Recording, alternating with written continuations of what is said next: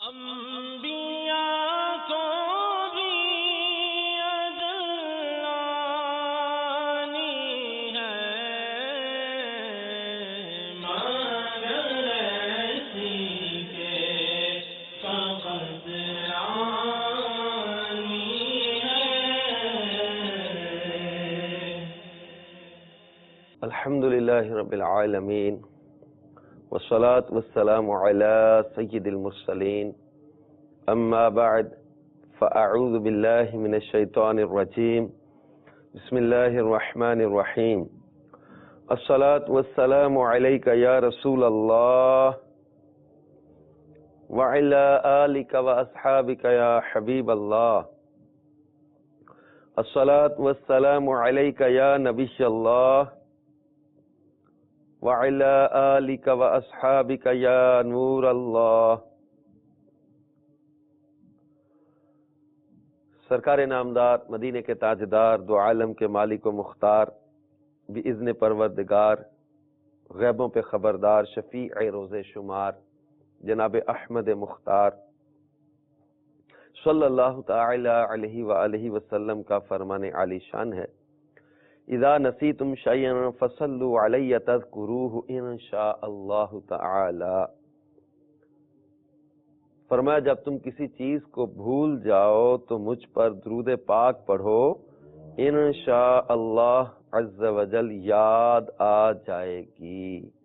صلو علی الحبیب صلی اللہ تعالی علی محمد وعلی آلہ وصحبہ وبارک وسلم، صلاۃ و سلاما علیک یا سیدی یا مکی یا مدنی یا عربی یا ہاشمی یا سیدی یا رسول اللہ۔ مدنی چینل کے ناظرین، مدنی چینل کے سلسلے انبیاء کرام کے واقعات کے ساتھ ایک بار پھر حاضر ہیں۔ گزشتہ سلسلے میں ہم نے نبی پاک صاحب لولاک صلی اللہ تعالی علیہ وآلہ وسلم کی زندگی کے انتہائی اہم واقعہ غزوہ بدر کا تذکرہ کرنے کی سعادت حاصل کی۔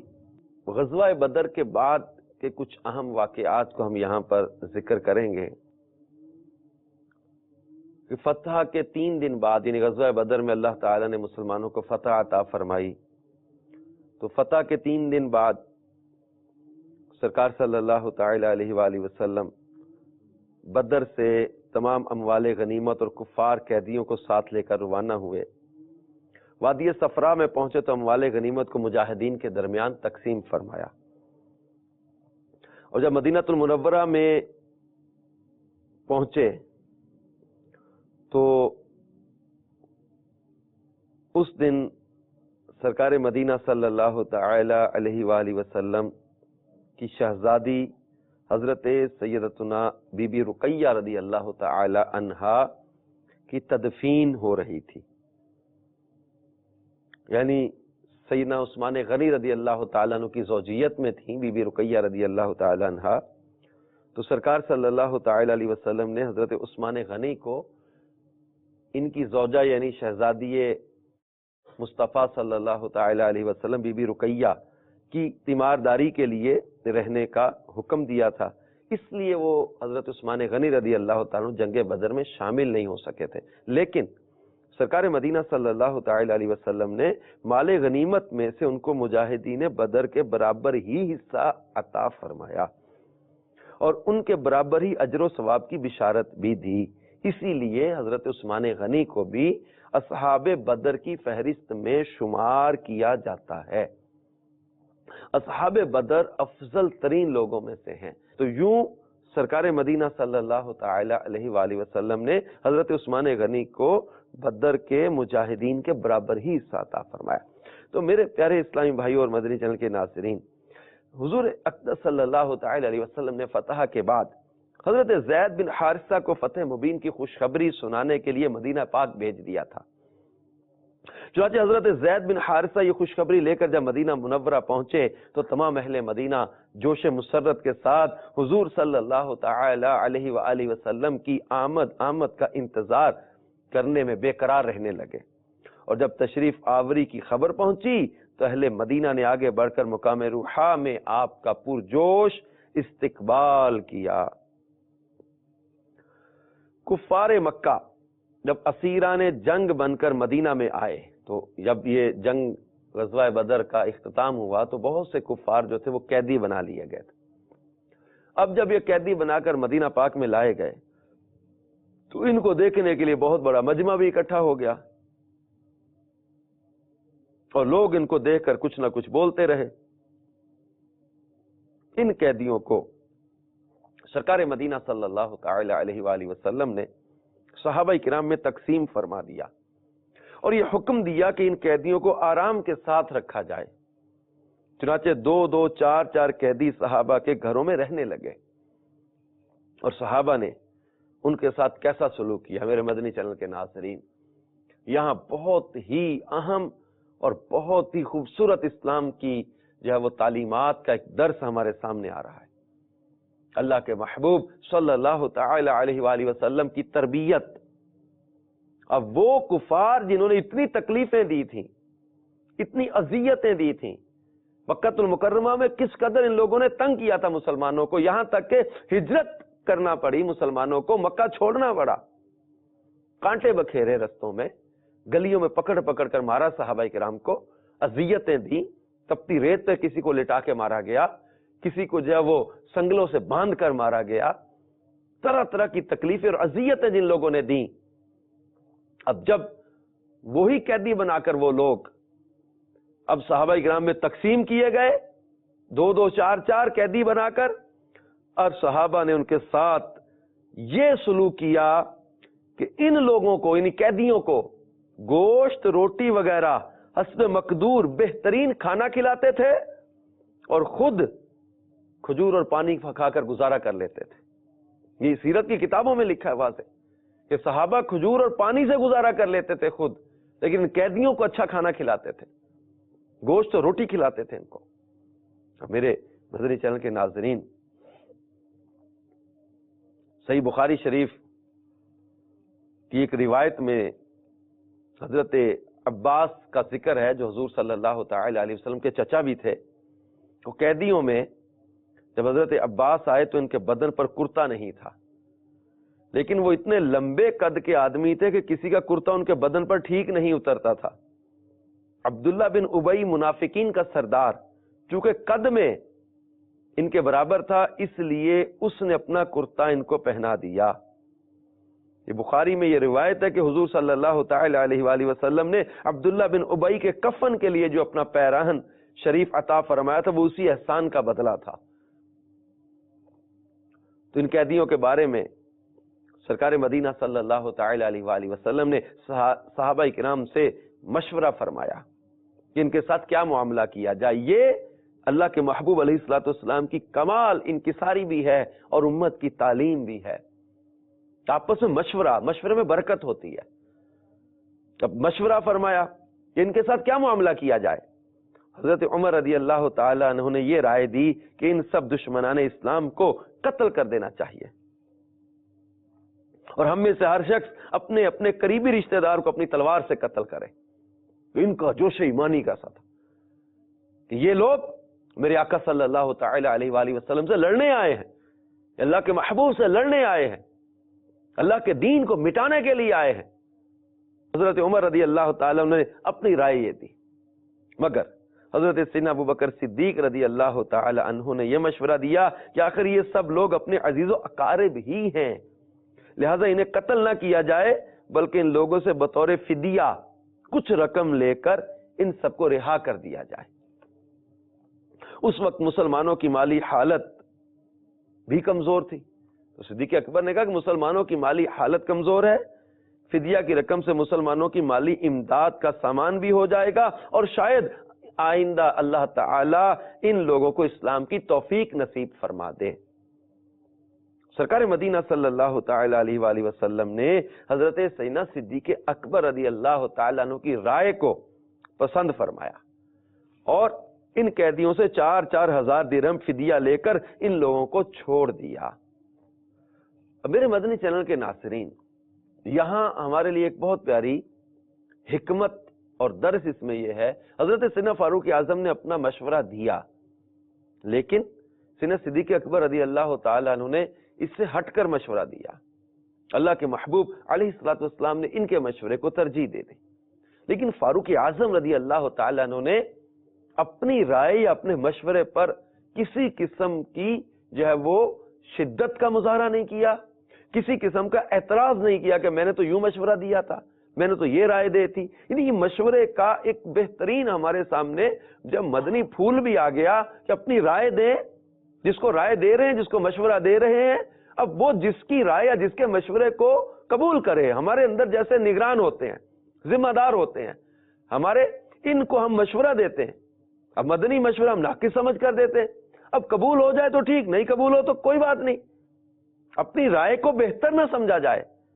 تو ہمیشہ اچھی نیت کے ساتھ مشورہ، چونکہ امانت ہوتی ہے مشورہ جب کوئی لیتا ہے، تو اچھی نیت کے ساتھ سوچ و بچار کر کے اپنی سمجھ میں جو آئے اپنا مشورہ دے دیں، لیکن اس پر اکڑ نہ جائیں، ڈٹ نہ جائے کہ جب میں نے جو کہہ دیا یہی صحیح ہے، یہی مانا جائے.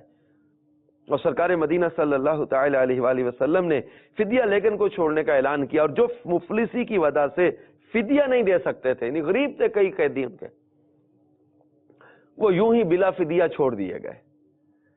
ان قیدیوں میں جو لوگ لکھنا جانتے تھے ان میں سے ہر ایک کا فدیہ یہ تھا کہ وہ انصار کے 10 لڑکوں کو لکھنا سکھا دیں.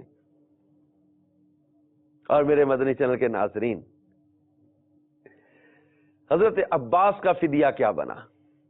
انصار نے جب سرکار مدینہ صلی اللہ تعالی علیہ وسلم سے یہ درخواست کی، یا رسول اللہ صلی اللہ علیہ وسلم، حضرت عباس ہمارے بھانجے ہیں، لہذا ہم ان کا فدیہ معاف کرتے ہیں. لیکن سرکار صلی اللہ تعالی علیہ وآلہ وسلم نے یہ درخواست منظور نہیں فرمائی. حضرت عباس قریش کے ان 10 دولت مند رئیسوں میں سے تھے جنہوں نے لشکر کفار کے راشن کی ذمہ داری اپنے سر لی ہوئی تھی. اس غرض کے لیے حضرت عباس کے پاس 20 اوقیہ سونا تھا. چونکہ فوج کو کھانا کھلانے میں ابھی حضرت عباس کی باری نہیں آئی تھی، اس لیے وہ سونا ابھی تک ان کے پاس محفوظ تھا. اس سونے کو سرکار مدینہ صلی اللہ تعالی علیہ وآلہ وسلم نے مال غنیمت میں شامل فرما لیا، اور حضرت عباس سے مطالبہ فرمایا کہ وہ اپنا اور اپنے دونوں بھتیجوں عقیل بن ابی طالب اور نوفل بن حارث اور اپنے حلیف عتبہ بن عمر بن حجدم 4 شخصوں کا فدیہ ادا کریں. حضرت عباس نے کہا میرے پاس کوئی مال ہی نہیں، میں کہاں سے فدیہ ادا کروں؟ سنیں میرے مدنی چینل کے ناظرین، میرے آقا صلی اللہ تعالی علیہ وآلہ وسلم نے فرمایا کہ چچا جان، آپ کا وہ مال کہاں ہے جو آپ نے جنگ بدر کے لیے روانہ ہوتے وقت اپنی بیوی میری چچی ام الفضل کو دیا تھا، اور یہ کہا تھا کہ اگر میں اس لڑائی میں مارا جاؤں تو اس میں سے اتنا اتنا مال میرے لڑکوں کو دے دینا. میں چچا وہ جو چھپا کے میری چچی ام الفضل کو مال دے کر آئے ہو وہ کہاں ہے، وہ کس کا ہے؟ یہ سن کر حضرت عباس نے کہا قسم ہے اس کی جس نے آپ کو حق کے ساتھ بھیجا ہے، یقیناً آپ اللہ کے رسول ہیں. کیونکہ اس مال کا علم میرے اور میری بیوی ام الفضل کے سوا کسی کو نہیں تھا. اتنا غیب کی یہ بات تھی، اتنی غیب کی یہ بات تھی کہ میرے سوا اور میری بیوی ام الفضل کے سوا ہم نے کسی سے اس مال کا تذکرہ نہیں کیا تھا. میرے بیٹوں کو نہیں پتا تھا، باقی بھائیوں کو نہیں پتا تھا، کسی کو اس کی خبر نہیں تھی. جب میں اتنا چھپا کر وہ مال رکھ کر دے کر آیا ہوں تو میں اس بات کو کیسے انکار کر دوں کہ آپ اللہ کے رسول نہیں ہیں؟ تو اللہ کے محبوب علیہ الصلوۃ والسلام کو اللہ تعالیٰ نے غیب عطا کیا. یہ قرآن پاک کی بہت ساری آیات مبارکہ میں اس کا تذکرہ ہے. کہیں فرمایا کہ وما هو علی الغیب بضنین، کہیں فرمایا عالم الغیب فلا یظہر علی غیبہ احدا الا من ارتضی من رسول، کہیں فرمایا وما کان اللہ لیطلعکم علی الغیب ولکن اللہ یجتبی من رسلہ من یشاء، الرحمن علم القرآن. یہ محبوب کریم علیہ الصلوۃ والسلام کو اللہ تبارک و تعالی نے یہ علوم عطا کیے، غیب کے علم عطا کیے. اب جب سرکار مدینہ صلی اللہ تعالی علیہ وآلہ وسلم نے حضرت عباس سے فرمایا کہ وہ مال کس کا ہے، وہ کہاں ہے جو چھپا کے دے کے آئے ہو، تو حضرت عباس نے کہا کہ میں جو ہے وہ گواہی دیتا ہوں کہ آپ اللہ کے سچے رسول ہیں. چاچا حضرت عباس اپنا اور اپنے دونوں بھتیجوں اور اپنے حلیف کا فدیہ ادا کر کے رہائی حاصل کر کے پھر اس کے بعد حضرت عباس، حضرت عقیل اور حضرت نوفل تینوں مشرف با اسلام ہو گئے، اسلام قبول کیا۔ اور میرے مدنی چینل کے ناظرین، بدر کے قیدیوں میں حضور صلی اللہ تعالی علیہ وسلم کے داماد ابو العاص بن الربیع بھی تھے۔ یہ حالہ بن خویلد کے لڑکے تھے اور حالہ حضرت بی بی خدیجہ کی حقیقی بہن تھی۔ اس لیے حضرت بی بی خدیجہ نے رسول اللہ صلی اللہ تعالی علیہ وسلم سے مشورہ کر کے اپنی شہزادی حضرت زینب کا ابو العاص سے نکاح کر دیا تھا۔ حضور صلی اللہ تعالی علیہ وسلم جب نبوت کا اعلان فرمایا تو آپ کی بیٹی حضرت زینب نے تو اسلام قبول کر لیا، مگر ان کے شوہر ابو العاص مسلمان نہیں ہوئے تھے اور نہ حضرت زینب کو اپنے سے جدا کیا تھا۔ ابو العاص بن ربیع نے حضرت زینب کے پاس قاصد بھیجا کہ فدیہ کی رقم بھیج دیں۔ ایک عجیب منظر تھا یہ۔ حضرت زینب کو ان کی والدہ بی بی خدیجہ نے جہیز میں قیمتی ہار دیا تھا۔ حضرت زینب نے فدیہ کی رقم کے ساتھ وہ ہار بھی گلے سے اتار کر مدینہ بھیج دیا تھا۔ جب سرکار مدینہ صلی اللہ تعالی علیہ وسلم کی نظر اس ہار پر پڑی تو حضرت بی بی خدیجہ اور ان کی محبت کی یاد نے قلب مبارک پر ایسا رقت انگیز اثر ڈالا کہ آپ رو پڑے اور صحابہ سے فرمایا، اگر تم لوگوں کی مرضی ہو تو بیٹی کو اس کی ماں کی یادگار واپس کر دو۔ ایک انصاف، ایک عدل اور ایک سسٹم۔ اب یہ میرے آقا مدینے والے مصطفیٰ صلی اللہ تعالی وسلم تو مالک ہے، لیکن ایک معاملہ تھا نا فدیہ لینے کا، ایک طے ہو گئی بات۔ اب اپنی بیٹی کا ہار جب آیا تو صحابہ سے فرمایا کہ تم لوگوں کی اگر مرضی ہو تو ایک بیٹی کو اس کی ماں کی یادگار واپس کر دو۔ یہ سن کر تمام صحابہ کرام نے سر تسلیم خم کر دیا اور یہ ہار حضرت بی بی زینب کے پاس واپس مکہ بھیج دیا گیا۔ ابو العاص رہا ہو کر مدینہ سے مکہ آئے، حضرت بی بی زینب کو مدینے بھیج دیا۔ ابو العاص بہت بڑے تاجر تھے، یہ مکہ سے اپنا سامان تجارت لے کر شام گئے، وہاں سے خوب نفع کما کر مکہ آ رہے تھے کہ مسلمان مجاہدین نے ان کے قافلے پر حملہ کر کے ان کا سارا مال و اسباب لوٹ لیا اور یہ مال غنیمت تمام سپاہیوں پر تقسیم بھی ہو گیا۔ ابو العاص چھپ کر مدینے پہنچے، حضرت زینب نے ان کو پناہ دے کر اپنے گھر میں اتارا۔ سرکار صلی اللہ تعالی علیہ وسلم نے صحابہ کرام سے فرمایا، اگر تم لوگوں کی خوشی ہو تو ابو العاص کا مال و سامان واپس کر دو۔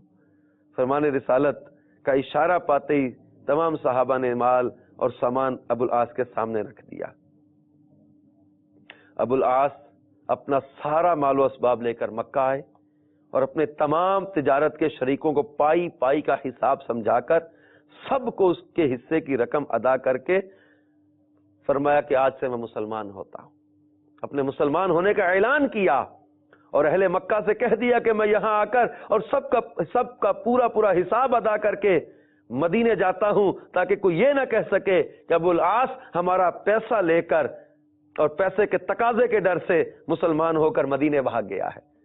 اس کے بعد حضرت ابو العاص رضی اللہ تعالی عنہ مدینہ المنورہ آ کر شہزادی مصطفیٰ حضرت بی بی زینب رضی اللہ تعالی عنہ کے ساتھ رہنے لگے۔ میرے پیارے اسلامی بھائی اور مدنی چینل کے ناظرین، اب اس گفتگو میں اور اس پورے واقعے میں اب آپ بھی کچھ فیل کر رہے ہوں گے، یعنی ایک سلیم الطبع انسان ان چیزوں سے میرے آقا مدینے والے مصطفیٰ صلی اللہ تعالی علیہ وآلہ وسلم کے حسن اخلاق کو دیکھ سکتا ہے کہ جنگ بدر کے قیدیوں کو کس قدر حسن سلوک کے ساتھ رکھا گیا، کس قدر ان کے ساتھ محبت کا برتاؤ کیا گیا، کس قدر ان کو جو ہے وہ صحابہ کرام نے اپنے گھروں میں رکھ کر کھانے کھلائے، کس طرح ان لوگوں کے ساتھ خیر خائی کی گئی، جو فدیہ نہیں دے سکتے ان کو بغیر فدیے کے آزاد کر دیا، جو لکھنا جانتے وہ انصار کے 10 لڑکوں کو لکھنا سکھاتے تو آزاد کر دیا جائے ان کو۔ وہ لوگ جو دشمنیاں کرتے تھے ان کے ساتھ جب یہ مدینے میں قیدی بنا کر لائے گئے، ان کے ساتھ مسلمانوں نے حسن سلوک کیا، ان کو کھانے کھلائے، ان کو لباس دیے، ان کو جو ہے وہ ان کے ساتھ اچھا سلوک کیا۔ اور جب پیارے آقا مدینے والے مصطفیٰ صلی اللہ تعالی علیہ وآلہ وسلم کے داماد، اب ان پر بھی جبر نہیں کیا گیا۔ جو لوگ یہ سمجھتے کہ اسلام زبردستی قبول کروایا گیا یا لوگوں میں جو ہے وہ زبردستی ان کو مسلمان بنایا گیا، اب ان کو اپنی سوچ یہاں ٹھیک کر لینی چاہیے کہ اللہ کے حبیب صلی اللہ تعالی علیہ وآلہ وسلم نے جبر نہیں کیا، حسن اخلاق کا مظاہرہ کیا، اور صحابہ پر بھی زبردستی نہیں کی۔ تمہاری مرضی ہو تو ایک ماں کی یادگار اس کی بیٹی کے پاس پہنچا دے، تمہاری خوشی ہو تو اس کا مال واپس کر دیا جائے۔